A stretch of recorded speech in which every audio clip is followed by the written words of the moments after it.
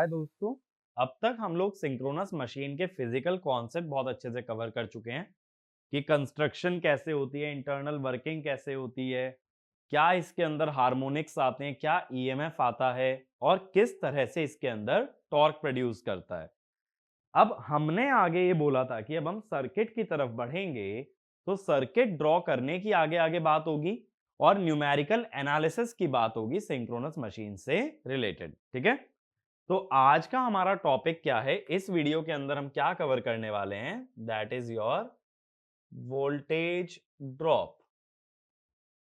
अब भाई इसका क्या मीनिंग बनता है वोल्टेज ड्रॉप का, इस बात को समझने की कोशिश करना कि देखो सिंक्रोनस मशीन में ये जरूर पता लग चुका है कि ईएमएफ कितना प्रोड्यूस हो रहा है, बट क्या उतनी ही वोल्टेज बाहर मिल जाएगी?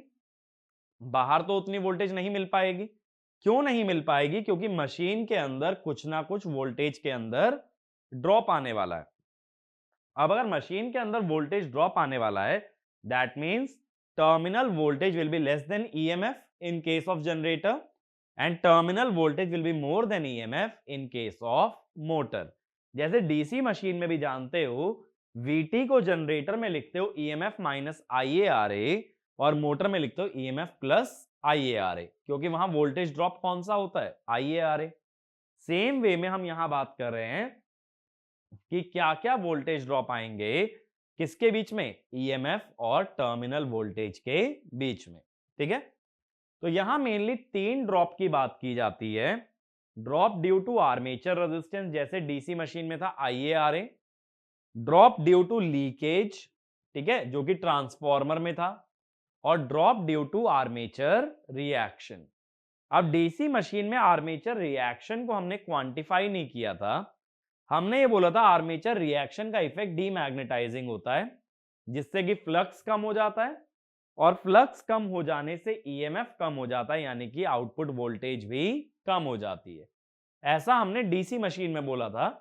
लेकिन यहां अमाउंट ऑफ आर्मेचर रिएक्शन की कितना उससे फर्क पड़ रहा है, कितना वोल्टेज में डिक्रीमेंट आ रहा है, ये भी डिराइव किया जाएगा। ठीक है, यहां सिर्फ ये नहीं बोल दोगे कि इसका इफेक्ट डीमैग्नेटाइजिंग है तो भाई फ्लक्स कम तो वोल्टेज कम, ऐसा नहीं, कितना कम ये भी देखना होगा। तो डीसी मशीन का जब सर्किट बनाया था उसमें आर्मेचर रिएक्शन का इंपैक्ट नहीं आया था।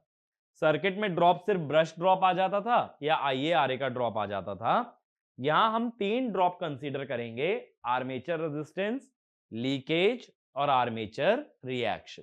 ठीक है, तो इसमें लिख लेना, the voltage drop in a synchronous machine is due to three reasons is due to three reasons। पहला आर्मेचर रेजिस्टेंस, दूसरा लीकेज और तीसरा आर्मेचर रिएक्शन।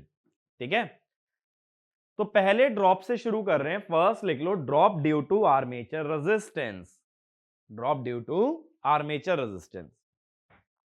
अब देखो सिंपल सी बात है, जैसे डीसी मशीन था, अगर कॉपर वाइंडिंग में करंट फ्लो करता है जिसका रेजिस्टेंस आर है, तो उस वाइंडिंग में एक ड्रॉप बनेगा आई इंटू आर। ठीक है, और एक लॉस भी बनता है आई स्क्वायर आर, जिसको कॉपर लॉस कह देते हो। तो उसी आई आर ड्रॉप की बात कर रहे हैं, that is due to armature resistance. तो इसमें लिखना, the stator winding is made of copper and it has a resistance Ra,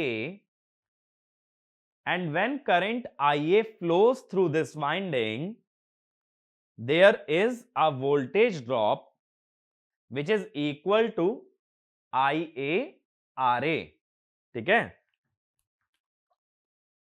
तो ड्रॉप ड्यू टू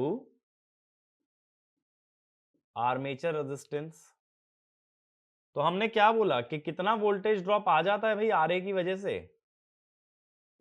IaRa, इतना वोल्टेज ड्रॉप आ जाता है। अब क्वेश्चन ये बनता है कि अगर हम लोगों को न्यूमेरिकली ये ड्रॉप निकालना है तो we must know the value of R A. अब याद करो डीसी मशीन में मैंने कंडक्टर की टर्म्स में तुम्हें आरए की वैल्यू डिराइव भी कराई थी, जब मैंने बोला था it is inversely proportional to the number of parallel path. तो क्वेश्चन ये है कि सिंक्रोनस मशीन में ये आरए निकलेगा कैसे? तो अब इसमें क्या आगे लिखना, methods to calculate armature resistance. तो इसमें लिखना R A is measured by means of DC voltmeter ammeter method in which we connect a DC supply across armature and measure the ratio of voltage and current across the winding। Winding में जो voltage और winding में जो current जा रहा है उसके ratio से क्या मिलना चाहिए, रेजिस्टेंस। तो इसके लिए एक डीसी सोर्स लगाएंगे, एक वोल्टमीटर वोल्टेज मेजर करने के लिए और एक एमीटर करंट मेजर करने के लिए। अब देखो यहां दो पॉसिबिलिटीज होती हैं कि जो हमारा स्टेटर है, जो आर्मेचर है, वो स्टार कनेक्टेड हो सकता है, तो स्टार कनेक्टेड वाइंडिंग, ठीक है ना। अगर स्टार कनेक्टेड वाइंडिंग होती है तो मैं एक बार स्टार कनेक्टेड वाइंडिंग बना देता हूं।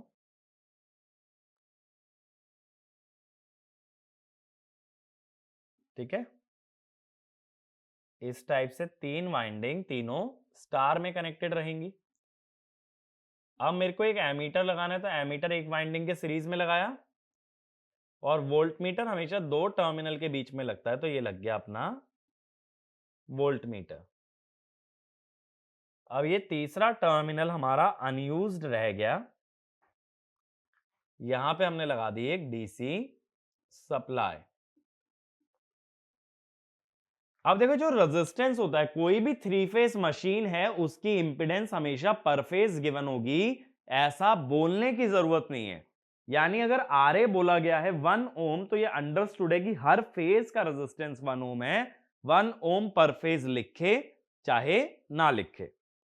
तो ये तीनों फेजेस का रेजिस्टेंस मैंने मान लिया आरए आरए आरए। अब देखो मान लो यहां V वोल्टेज है और I करंट जाता है। अब ये तीसरा टर्मिनल तो ओपन है, तो इधर तो 0 एंपियर जाएगा, तो ये जो I करंट है वो यहां से निकल जाएगा। अब अगर मैं कहूं मुझे ये बताओ भाई यहां पे वोल्टेज V कितनी है, लगाओ जरा KVL लगाओ। क्या लिखोगे, V equal to IRA plus IRA, तो V by I equal to 2RA। ठीक है, यानी कि अगर वोल्टमीटर और एमीटर रीडिंग का रेशो ले लो तो कितना आ रहा है, 2RA।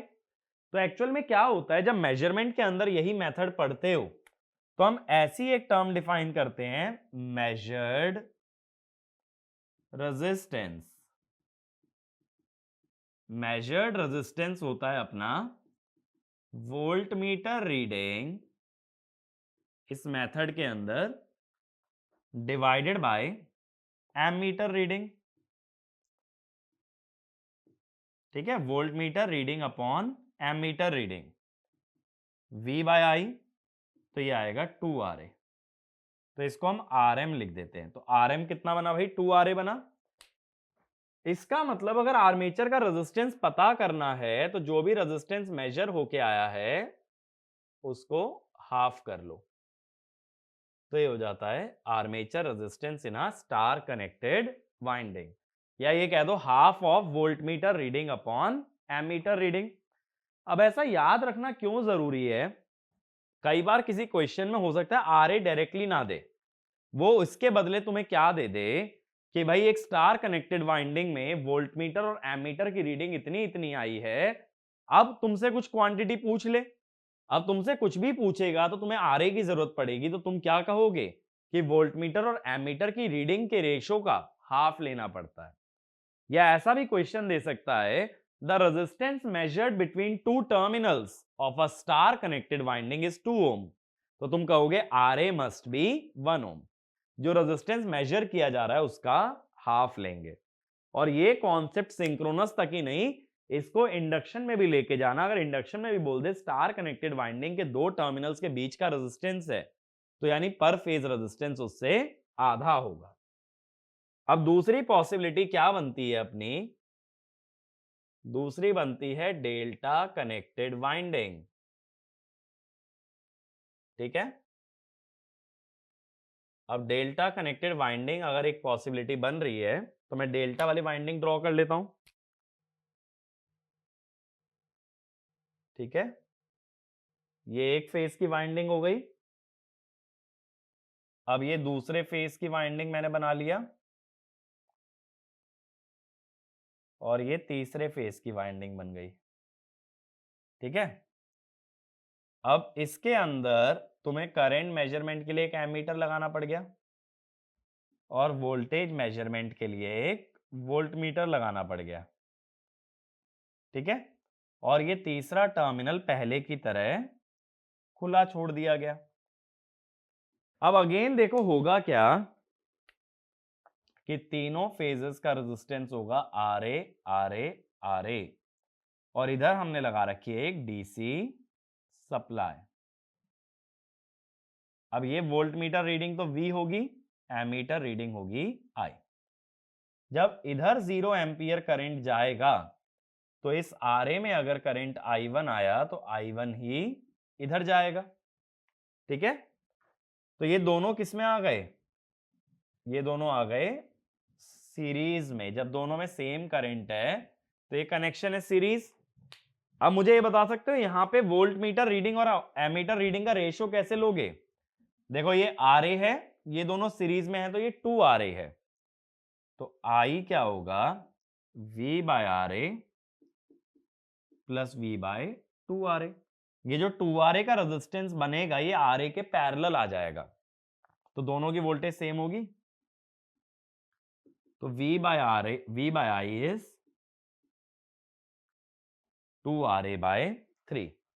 एक बार V बाय I मिल गया तो यही तो मेजर्ड रेजिस्टेंस होता है, तो RM क्या हो गया? 2/3 RA, और RA क्या हो गया? 3/2 RM।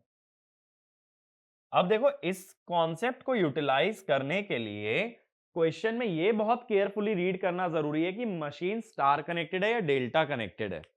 स्टार कनेक्टेड होगी तो मेजर्ड रेजिस्टेंस का हाफ कर लोगे, और डेल्टा कनेक्टेड है तो 1.5 टाइम्स कर लोगे। तो डिपेंडिंग अपॉन कनेक्शन तुम्हें ये चीज को मैनिपुलेट करना पड़ेगा। क्वेश्चन में बहुत जगह ऐसा हो सकता है कि मेजर्ड रेजिस्टेंस दे जिससे आरए को तुम खुद निकालो। अब दूसरी बात देखो क्या होता है, 90% से भी ज्यादा क्वेश्चन में मशीन स्टार कनेक्टेड होती है। एक आधा क्वेश्चन बीच में कभी ऐसा आता है जिसमें कि मशीन डेल्टा कनेक्टेड बन जाए। अगर मशीन डेल्टा कनेक्टेड दे रखी है तो हमारा कॉन्सेप्ट थोड़ा सा चेंज हो जाएगा। इसी कारण से क्या करना है हमेशा कि इस चीज के लिए केयरफुल रहना है कि मशीन का कनेक्शन क्या है। स्टार है तो अलग फॉर्मूला, डेल्टा है तो अलग फॉर्मूला, और कोई भी क्वेश्चन रीड करते वक्त कनेक्शन को जरूर हाईलाइट कर लेना कि भाई कनेक्शन गिवन क्या है। बहुत बार क्या होता है स्टार स्टार के क्वेश्चन सॉल्व करते करते इतनी आदत पड़ जाती है कि डेल्टा हमें दिखता ही नहीं है, और डेल्टा अगर दिखेगा नहीं तो वैसे भी क्वेश्चन गलत हो जाना है। अब लेकिन देखो इस मेथड का ड्रॉबैक क्या है कि यहां हमने मेजर्ड किया है रेजिस्टेंस को डीसी सप्लाई से, लेकिन प्रैक्टिकली सिंक्रोनस मशीन तो एसी पे चलेगी, तो एसी रेजिस्टेंस डीसी रेजिस्टेंस के बराबर नहीं आता। तो क्वेश्चन ये आना चाहिए ठीक है भाई बराबर नहीं आता तो एसी ही क्यों नहीं लगा लिया, डीसी लगाने की क्या जरूरत थी? दिक्कत यह है अगर एसी लगा लिया होता तो एसी में इंडक्टेंस को इग्नोर नहीं कर पाते, तब V और I का रेशियो क्या आता? इंपिडेंस आता। चाहिए क्या था? रेजिस्टेंस। अगर इंडक्टेंस के और कैपेसिटेंस के इफेक्ट को किसी भी सर्किट में नलीफाई करना है तो we have to make use of DC. तो एक क्वेश्चन बना के लिख लो, why DC supply is use to measure RA। तो इसमें लिखना, सोल्यूशन लिखो, if AC supply is used then ratio of voltage and current gives the impedance and not only the resistance, so we make use of DC supply to remove the effect of inductance and measure only resistance। ठीक है, अब बात यह आती है कि मैंने ये बोला एसी और डीसी रेजिस्टेंस अलग अलग होते हैं, उसका क्या रीजन है कि एसी सप्लाई पे रेजिस्टेंस बदल जाता है। तो इसमें अगला क्वेश्चन ऐसे ही लिख लो, why AC and DC resistances are different. ठीक है, इसका सिंपल सा आंसर जो कि बहुत लोग मेरे हिसाब से ऑलरेडी जानते भी होंगे, that is due to skin effect. तो इसमें लिख लेना ड्यू टू स्किन इफेक्ट। तो पहले ये समझते हैं स्किन इफेक्ट होता क्या है। स्किन इफेक्ट में क्या होता है, मान लो ये कंडक्टर है, कंडक्टर एक करंट कैरी कर रहा है अपना आई। तो अगर ये करंट एसी है तो ये जो आई करंट है ये पूरे में कंडक्टर में स्प्रेड नहीं रहता है, ये कंडक्टर के सिर्फ बाहरी हिस्से में रहता है। ठीक है, ये जो करंट है ये सिर्फ बाहर बाहर फ्लो करता है। अगर ये सिर्फ बाहर फ्लो करेगा तो करंट को एरिया कम प्रोवाइड हो रहा है। करंट को अगर एरिया कम प्रोवाइड हो रहा है then what does that mean कि इफ, ऐसे लिख लेना, if current flows only near the surface of the conductor then effective cross sectional area offered to the current is reduced, due to which the resistance offered to the current increases। ठीक है, तो resistance बढ़ जाएगा अगर वो कम area से flow करने लगे। और यही चीज होती है कि AC resistance is more than DC resistance. तो इसमें लिखना in skin effect the resistance due to AC supply is greater than the resistance due to DC supply because the current flows near the surface or skin of the conductor। ठीक है, तो ये clear है skin effect क्यों बोल रहा हूं, conductor के स्किन या सरफेस के पास करंट फ्लो कर रहा है, इसीलिए स्किन इफेक्ट। अब बात यह आती है कि स्किन इफेक्ट आता क्यों है, वाई।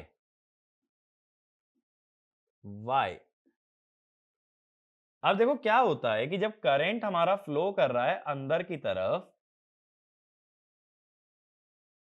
ये करंट है, तो ये मैग्नेटिक फील्ड बनाएगा। कैसे बनाएगा, करंट अंदर है तो मैग्नेटिक फील्ड बनेगी क्लॉकवाइज। तो ये मैग्नेटिक फील्ड बना देता है ऐसे क्लॉकवाइज। ठीक है,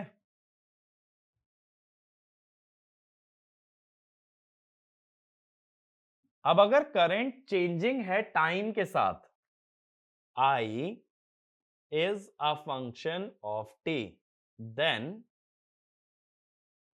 h is also a function of t। अलग फंक्शन होगा लेकिन टाइम का फंक्शन तो होगा। That means h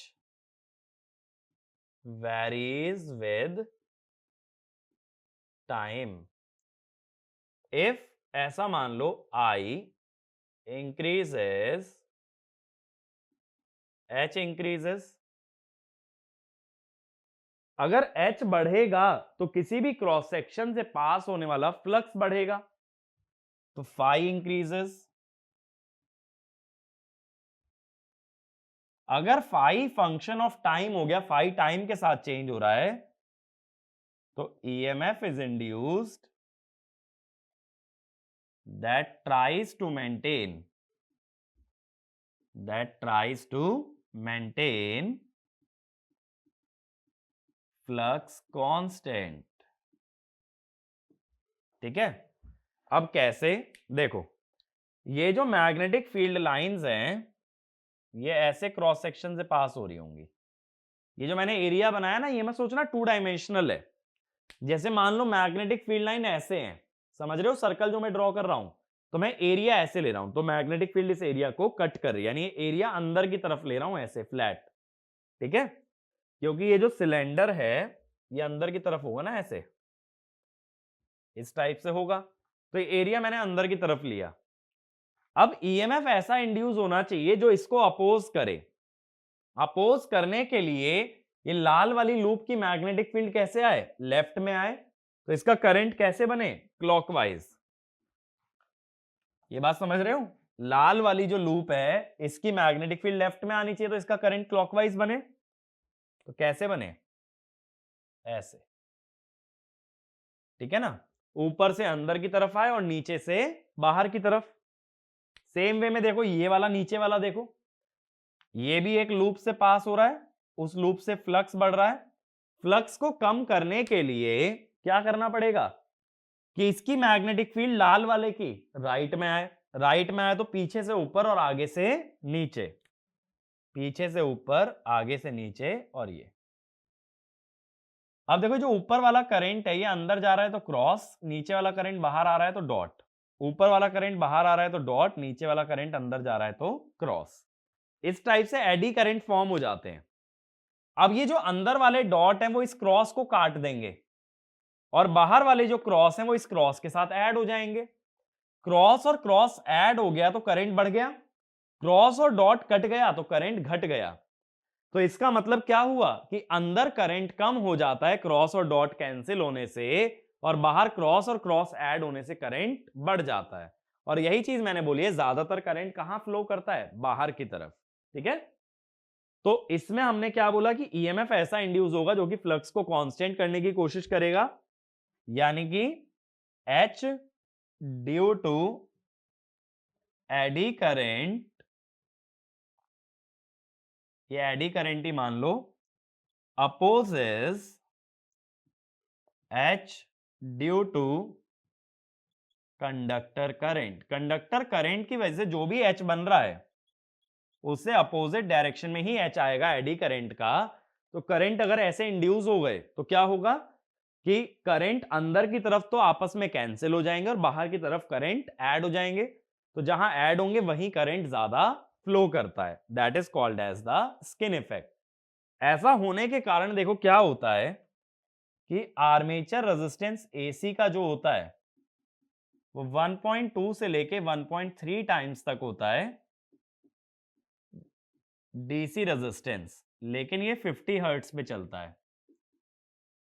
और आर्मेचर रेजिस्टेंस जो एसी का है वो 1.6 टाइम्स डीसी रेजिस्टेंस होता है for high frequency.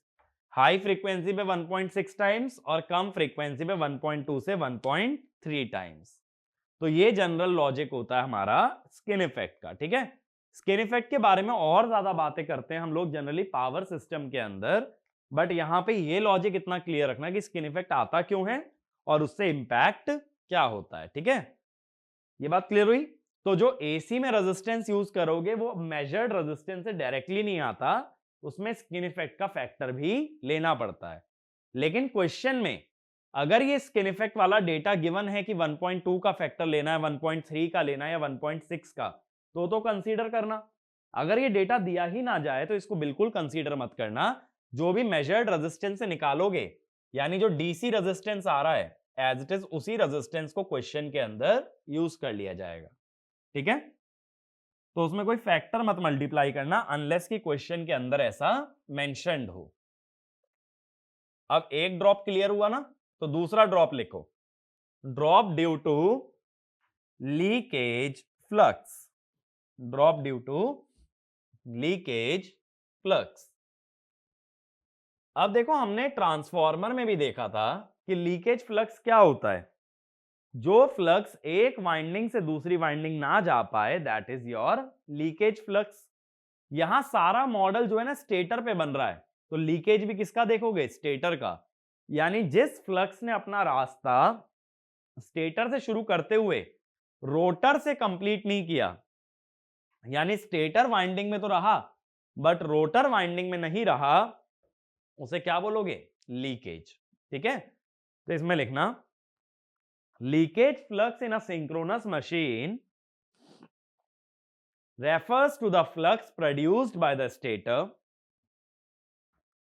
that completes its closed path through the air gap and does not pass through the rotor.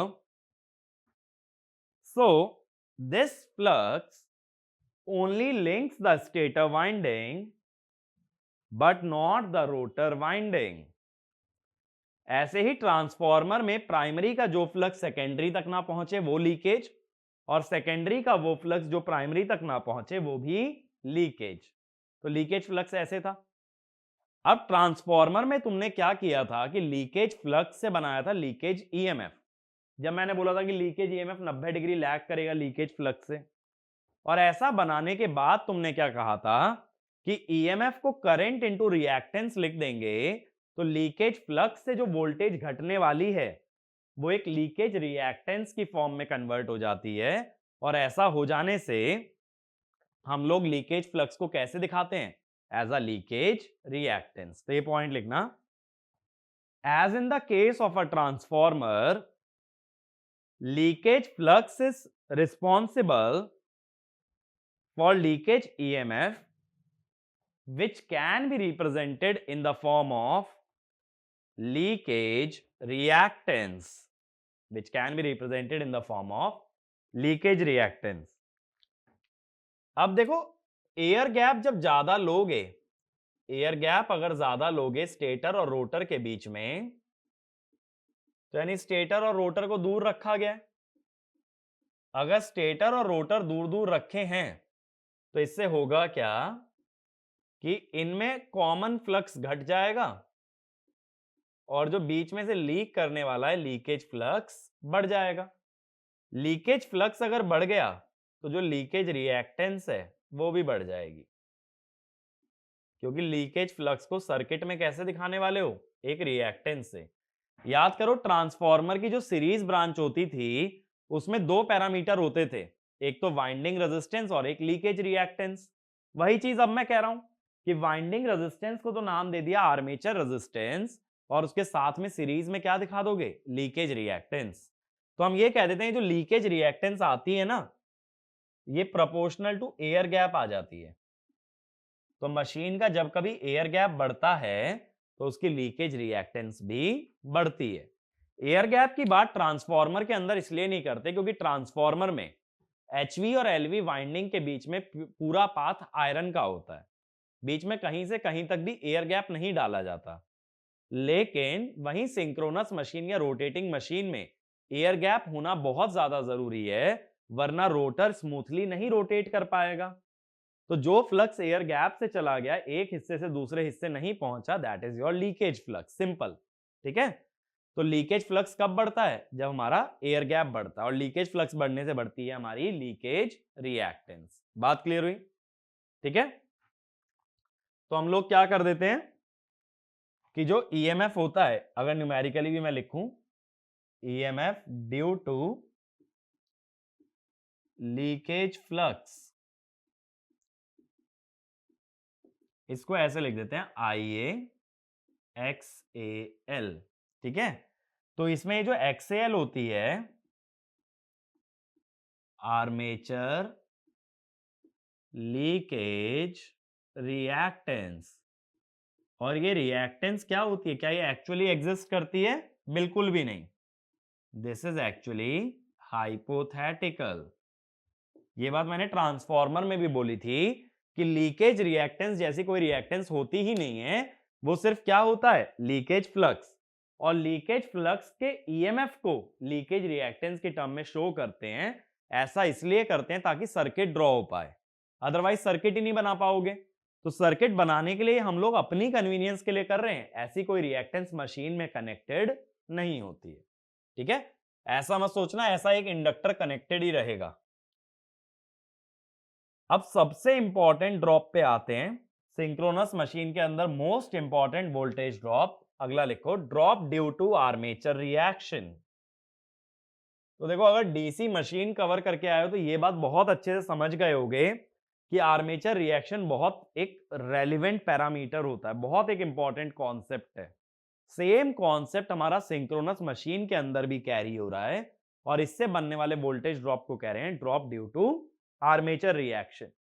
ठीक है। मोस्ट इंपॉर्टेंट ड्रॉप तीनों में यही है, क्योंकि बाकी दो ड्रॉप तो ट्रांसफॉर्मर वाले हैं, वहां बस हमने एक नई बात देखी है, स्किन इफेक्ट। लेकिन अब तुम काफी सारी नई चीजों के बारे में बात करोगे जब आर्मेचर रिएक्शन पे आ गए हो। ठीक है ना। तो आगे कंटिन्यू करें। तो देखो, आर्मेचर रिएक्शन मैंने क्या समझा रखा है? मैंने क्या बोला? फील्ड वाइंडिंग का काम है फ्लक्स बनाना। ये फ्लक्स आर्मेचर में ईएमएफ प्रोड्यूस करता है, आर्मेचर में ईएमएफ आने से फ्लो करता है करंट। तो आर्मेचर खुद अपना एमएमएफ और फ्लक्स प्रोड्यूस करता है, जिसे कह दिया जाता है आर्मेचर रिएक्शन। ठीक है, तो इसमें लिखना when field winding produces a flux, EMF is induced in the armature winding, and if it carries a current, then armature current itself produces a MMF or a flux, which is termed as armature reaction. ठीक है, ये बात clear हुई। अब देखो क्या होता है, जो आर्मेचर रिएक्शन होता है सिंक्रोनस मशीन के अंदर, ये काफी हद तक डिपेंड करता है पावर फैक्टर पे। तो अगला पॉइंट ये लिखना, the nature of armature reaction is dependent on the power factor of the load। ठीक है, अब देखो कैसे। सबसे पहले बात करते हैं रेजिस्टिव लोड यानी यूनिटी पावर फैक्टर। अब देखो यहां जो फेजर डायग्राम हम बनाएंगे, दो केसेस के लिए बनाऊंगा हमेशा। एक तो जनरेटर, ठीक है, और दूसरा डायग्राम मोटर। अब देखो सबसे पहले क्या करो, फील्ड वाइंडिंग का फ्लक्स ले लो।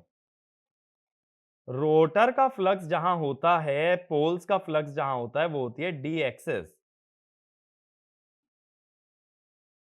इससे 90 डिग्री लैगिंग हमेशा आता है ईएमएफ। ठीक है, ये मैंने लास्ट वीडियो में भी बताया था, जो टॉर्क वाली वीडियो थी, कि 90 डिग्री इलेक्ट्रिकल लैग करेगा हमेशा ईएमएफ बिहाइंड द फ्लक्स। और इस एक्सिस को हम कह देते हैं क्यू एक्सिस। ठीक है, अब अगर ये यूनिटी पावर फैक्टर है तो करंट ईएमएफ के सेम फेज में आ जाता है IA। ठीक है, अब ये मत सोचना IA छोटा कैसे है, ये वोल्टेज है, ये करंट है, लेंथ कंपेयर नहीं हो सकती वोल्ट और एम्पियर की। तुम्हारी मर्जी है, तुम लंबा भी बना सकते हो। अब IA के सेम फेज में आएगा आर्मेचर का फ्लक्स, जिसे कह दिया आर्मेचर रिएक्शन। अब हम क्या जानते हैं, फील्ड और आर्मेचर दोनों का फ्लक्स मिलके क्या बनाता है, रिजल्टेंट, जिसको एयर गैप फ्लक्स भी कह सकते हो। अब फील्ड वाइंडिंग के करंट को ना एक्साइटेशन कहते हैं, तो इसको एयर गैप एक्साइटेशन फ्लक्स भी कह सकते हो। एक्साइटेशन माने फील्ड करंट। अब देखो आर्मेचर का जो फ्लक्स है वो इसके परपेंडिकुलर है। ऐसा हमने डीसी मशीन में भी देखा था, परपेंडिकुलर केस को कहते हैं क्रॉस मैग्नेटाइजिंग। ठीक है, तो तुम ये कह सकते हो armature reaction is cross magnetising in nature. अब जब मोटर की बात करोगे तो मोटर में क्या करोगे, सेम बनाओ। ये हो गया फील्ड वाइंडिंग का फ्लक्स, किस एक्सिस के अलोंग होगा, डी एक्सिस। इससे 90 डिग्री लैगिंग क्या होगा, ईएमएफ।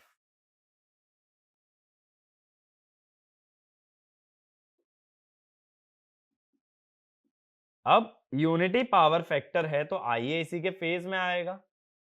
लेकिन अब यहां रुक जाना, मैंने एक चीज बोली थी कि सिंक्रोनस मशीन के अंदर जनरेटर और मोटर में एक फर्क है कि जनरेटर करंट डिलीवर करता है, वहीं मोटर करंट एब्जॉर्ब करती है। और करंट डायरेक्शन रिवर्स हो जाने से उसका फेजर रिवर्स नहीं करते, बल्कि उससे बनने वाली मैग्नेटिक फील्ड पलटते हैं। मैग्नेटिक फील्ड अगर पलटोगे तो phi A R same phase में ना बना के उल्टा बनाओगे, फाई ए आर। ठीक है, तो ये क्या होगा, फाई रिजल्टेंट, जो मैंने अभी बोला भी एयर गैप फ्लक्स, और फाई एफ क्या होगा, एयर गैप एक्साइटेशन फ्लक्स। अब अगेन फाई आर और फाई एफ परपेंडिकुलर हैं, तो यहां आर्मेचर रिएक्शन कैसा है, क्रॉस मैग्नेटाइजिंग। अब हमेशा ये याद रखो कि यूनिटी पावर फैक्टर पे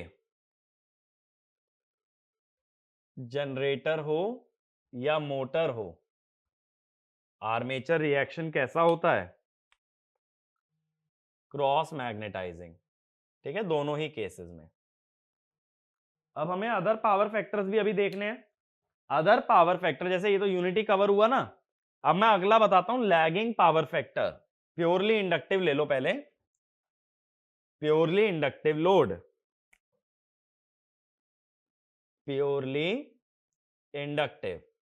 अब एक इंडक्टर का जो करंट होता है वो वोल्टेज से 90 डिग्री लैग करता है, cos 90 होता है 0, तो इसको बोल देते हैं ZPF लैगिंग। अब इसके अंदर क्या होता है, दोबारा से दो फेजर डायग्राम बनाने हैं, एक तो मोटर और एक अपना जनरेटर। तो सेम वे में शुरू करोगे, अगर ट्राई करना चाहो ना तो वीडियो पॉज करके ट्राई भी कर सकते हो, और डायरेक्ट आंसर देखना है तो आंसर भी देख सकते हो जो आपको ज्यादा सही लगे। तो मैं सॉल्यूशन बता रहा हूं कि फेजर कैसा बनेगा। पहले हुआ फाई एफ, इससे 90 डिग्री लैगिंग ई एफ, ठीक है, और इससे भी 90 डिग्री लैगिंग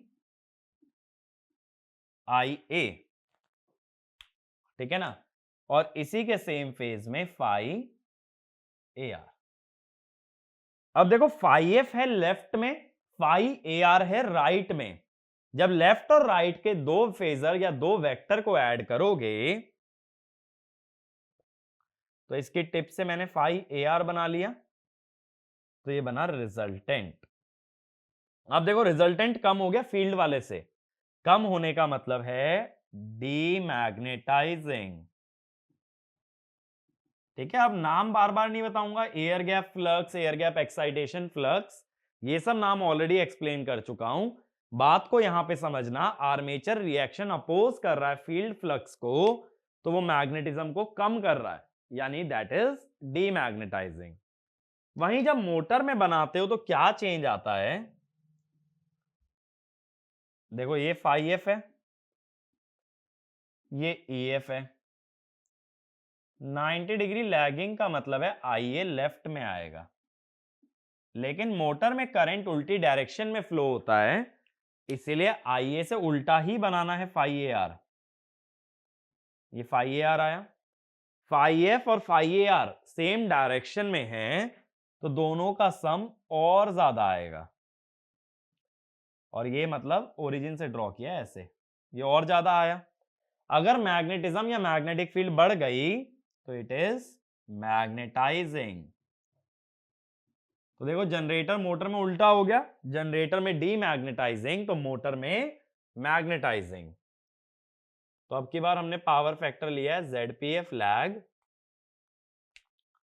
तो जनरेटर में है डीमैग्नेटाइजिंग और यहां है मैग्नेटाइजिंग। ठीक है, अब अगला पार्ट एक बार खुद से ट्राई करो, प्योरली कैपेसिटिव लोड यानी ZPF लीड। तो अगला केस प्योरली कैपेसिटिव लोड यानी ZPF लीड।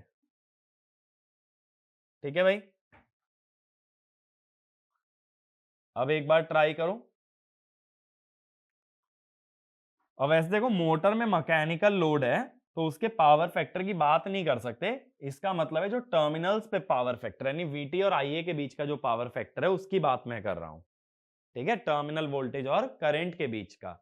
ऐसा मत सोचना कि मोटर में कैपेसिटिव लोड है, मोटर का तो लोड मैकेनिकल है, ना इंडक्टिव ना कैपेसिटिव ना resistive, but supply power factor की बात हो जाएगी और जनरेटर में लोड पावर फैक्टर की या आउटपुट पावर फैक्टर की। ठीक है, तो यहां एंगल हम देख रहे हैं EF और IA के बीच का, एक्चुअल में लोड से कोई मतलब नहीं है क्योंकि मोटर का लोड मैकेनिकल है, जनरेटर का लोड इलेक्ट्रिकल। तो हम तो EF और IA के बीच की बात कर रहे हैं, जिसको ऐसा भी कह सकते हो इंटरनल पावर फैक्टर। मैंने बताया था ना EF और IA के बीच के एंगल को कहते हैं इंटरनल पावर फैक्टर एंगल। ठीक है, तो एक बार वीडियो पॉज करके ट्राई करो कैपेसिटिव लोड, मैं ड्रॉ कर रहा हूं। पहले डी एक्सिस पे आता है फाई एफ, फिर इस पे परपेंडिकुलर आता है EF। अब अगर कैपेसिटिव लोड है तो उसका करंट 90 डिग्री लीड करता है, तो यह आया आई ए 90 डिग्री लीड कर गया। इसी के सेम फेज में आया फाई ए आर। अब फाई एफ और फाई ए आर जब पैरेलल आ गए तो रिजल्टेंट और बड़ा आ जाएगा, ये हो गया फाई आर। रिजल्टेंट अगर बढ़ गया तो दैट इज मैग्नेटाइजिंग। ठीक है, वहीं मोटर में क्या होगा कि फाई एफ बना, इससे 90 डिग्री लैगिंग ई एफ बना। ठीक है, और करंट पहले की तरह लीड करेगा ईएमएफ से 90 डिग्री आई ए। लेकिन सिंस करंट की डायरेक्शन रिवर्स हो जाती है तो फाई ए आर उल्टा बनाना पड़ेगा। अब देखो फाई एफ और फाई ए आर उल्टे बने हुए हैं, तो इसका मतलब है कि फाई ए आर को अगर इसके टिप से ड्रॉ करें तो रिजल्टेंट बस इतना आएगा। अब रिजल्टेंट अगर कम आ रहा है तो दैट इज डीमैग्नेटाइजिंग। ठीक है, तो हम ये कह सकते हैं कि ZPF लीड अगर ले लोगे तो जनरेटर में तो मैग्नेटाइजिंग आता है, मोटर में डीमैग्नेटाइजिंग। तो देखो आर्मेचर रिएक्शन का जो नेचर है ना, वो दोनों केसेस में उल्टा ही चल रहा है। ठीक है, एक में मैग्नेटाइजिंग तो एक में डीमैग्नेटाइजिंग। अब नेक्स्ट केस लेते हैं, जीरो पावर फैक्टर की जगह सिंपली लैगिंग पावर फैक्टर। ठीक है, कि कोई भी लैगिंग पावर फैक्टर है, नॉट नेसेसरीली जीरो। फिर से हमें दो फेजर की बात करनी है, एक तो फाई एफ और एक फाई ए आर। अगेन देखो, जैसे मैंने लास्ट वीडियो में बताया था कि सिंक्रोनस में स्पेस और टाइम रिलेटेड होते हैं, तो यहां फेजर और वेक्टर सब एक साथ बनते हैं। तो लैगिंग पावर फैक्टर की जब बात करोगे तो ये डी एक्सिस पे आएगा फाई एफ, क्यू एक्सिस पे 90 डिग्री लैग करेगा ईएमएफ। अब आईए को ना ईएमएफ से लैग करा लो किसी भी एंगल से, ये एंगल होता है एक्चुअल में साई। अब आईए के सेम फेज में कौन आता है, आर्मेचर फ्लक्स। अब ये आर्मेचर फ्लक्स के देखो दो कंपोनेंट हो सकते हैं, एक तो ऐसे और एक वर्टिकल। इसको बोल दोगे डी एक्सिस पे आ रहा है तो phi A D, phi A Q. और दोनों को अगर ऐड करना है तो इस तरह से ऐड कर लो, ये हो गया फाई आर। अब देखो इसका जो डी एक्सिस वाला कंपोनेंट आ रहा है फाई ए डी, वो तो फील्ड वाले फ्लक्स को अपोज कर रहा है। फाई ए क्यू 90 डिग्री पे है, तो यहां 90 डिग्री की वजह से क्रॉस मैग्नेटाइजिंग भी है और अपोजिट की वजह से डीमैग्नेटाइजिंग भी है। लेकिन कंप्लीटली कुछ भी नहीं है, इट इज पार्शियली। कहने का मतलब ना ही तो कंप्लीटली अपोज कर रहा है, ना ही कंप्लीटली 90 डिग्री पे है। कुछ हिस्सा अपोज कर रहा है, कुछ हिस्सा 90 डिग्री पे है।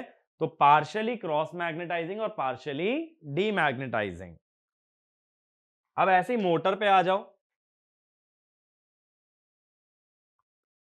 फाई एफ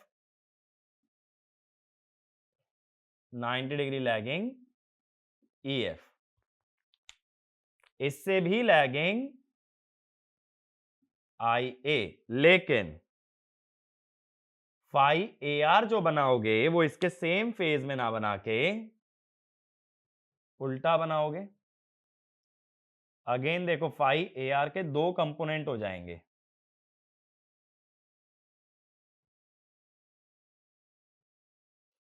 एक तो ये जो डी एक्सिस पे आ रहा है, एक तो ये जो क्यू एक्सिस पे आ रहा है। जब ये दो कंपोनेंट हो जाते हैं तो रिजल्टेंट आर्मेचर रिएक्शन और फील्ड वाइंडिंग वाले को ऐड करके आ जाता है फाई आर।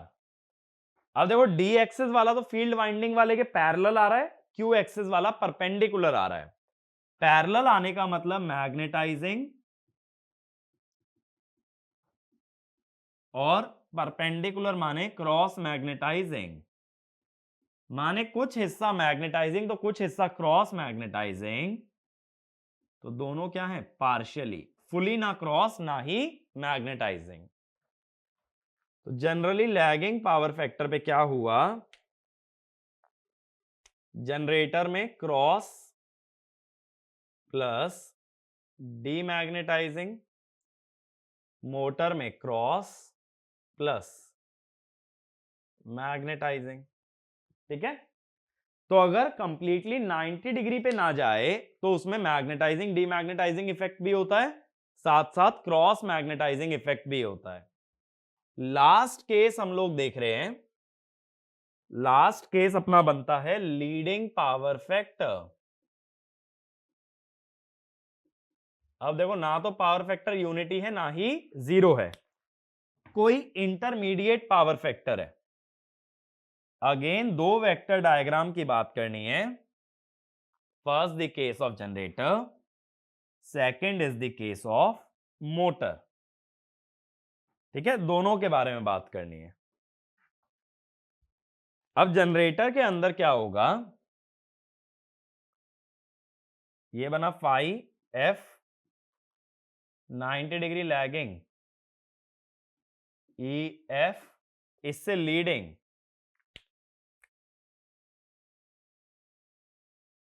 आई ए कितने एंगल पे साई,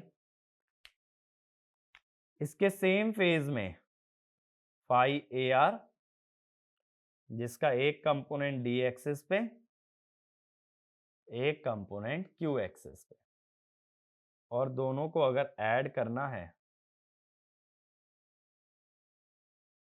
तो ये हो गया फाई आर। अब देखो डी एक्सिस वाला पैरेलल है तो मैग्नेटाइजिंग, क्यू एक्सिस वाला परपेंडिकुलर है फाई एफ के तो क्रॉस मैग्नेटाइजिंग। लेकिन फाई ए आर जो पूरा आर्मेचर रिएक्शन है वो ना ही तो पैरेलल है ना ही परपेंडिकुलर है, कुछ हिस्सा परपेंडिकुलर कुछ हिस्सा पैरेलल, इसीलिए पार्शियली, यानी ऐसे कह सकते हो it is partially magnetising and partially cross magnetising. अब मोटर के अंदर समझ ही गए होगे करना क्या पड़ेगा, कि अगर ये फाई एफ है तो इससे 90 डिग्री लैगिंग आने वाला है EF। ठीक है, और आइए इससे लीड करवाना है बाय एन एंगल साई। लेकिन जब फाई ए आर बनाओगे तो वो अपोजिट बनाओगे फाई ए आर। तो दो कंपोनेंट बनेंगे phi A Q phi A D, और दोनों को ऐड करना है तो ये फाई आर। अब लेकिन देखो इसमें जो डी एक्सिस वाला है वो अपोज कर रहा है फाई एफ को, तो ये हुआ डीमैग्नेटाइजिंग, क्यू वाला परपेंडिकुलर आ रहा है तो क्रॉस मैग्नेटाइजिंग, और अगेन कंप्लीटली कुछ भी नहीं है तो partially, partially demagnetising and partially cross magnetising. तो जब जनरली लीडिंग पावर फैक्टर लिया जाता है तो ये क्या होगा, क्रॉस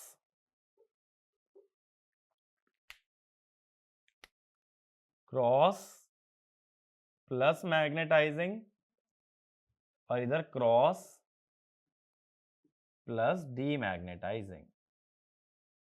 ठीक है, तो ये सारी पॉसिबिलिटी बनती है आर्मेचर रिएक्शन की, यानी ये किस पे डिपेंड करता है, नेचर ऑफ आर्मेचर रिएक्शन, ये पावर फैक्टर पे डिपेंड करता है।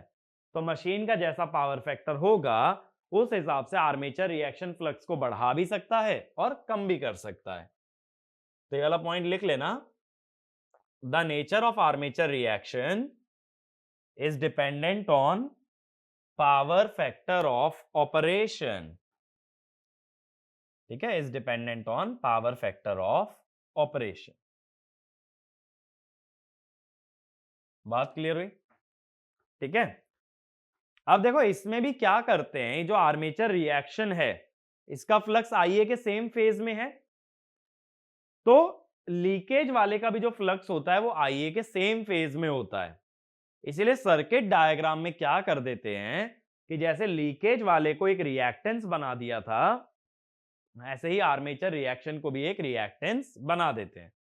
लेकिन ये सब बातें आगे की हैं, आगे हम लोग इन सब बारे में बात करेंगे कि आर्मेचर रिएक्शन का होता क्या है, बट बेसिक आइडिया दे दे रहा हूं। लीकेज फ्लक्स और आर्मेचर रिएक्शन दोनों आईए के सेम फेज में होते हैं, इसलिए लीकेज की तरह आर्मेचर रिएक्शन को भी एक रिएक्टेंस बना दिया जाता है।